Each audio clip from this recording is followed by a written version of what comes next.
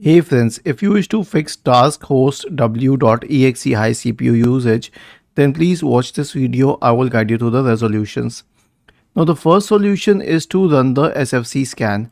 I will actually omit the DISM scan because this and the SFC scan do this exact same job. So if an SFC scan doesn't fix something, the DISM scan won't fix it either. Now search for command prompt in the Windows search bar and click on run as administrator and then click on yes. So type the command sfc space / scan now and hit enter to invoke the sfc scan. This will need quite a while, like it is just verifying. So leave it on your system and don't shut down your system for an hour or so. Let it do its job. The next solution is to reinstall any recently installed program because that program will be causing conflict on your system. Right click on the start button, select settings from the menu. Now go to the apps tab on the list on the left hand side. Select installed apps in the right pane and now sort by date installed. So all of the programs will be installed, will be mentioned in the date by which they have been installed.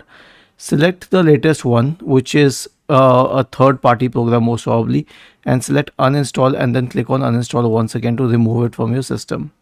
Lastly, try to troubleshoot in a clean boot state. Why? Because this process is associated with a third party program. It is not a system process.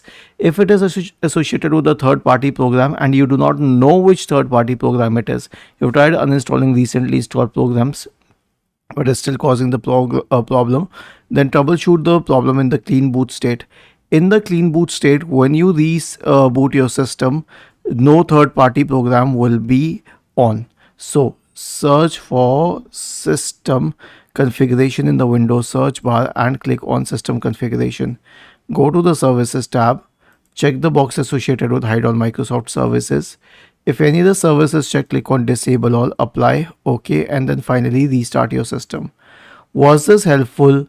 If yes, then please subscribe to the channel, and if not, then let us know in the comment section of the video on how we could help you further. Thank you for watching this video and have a nice day.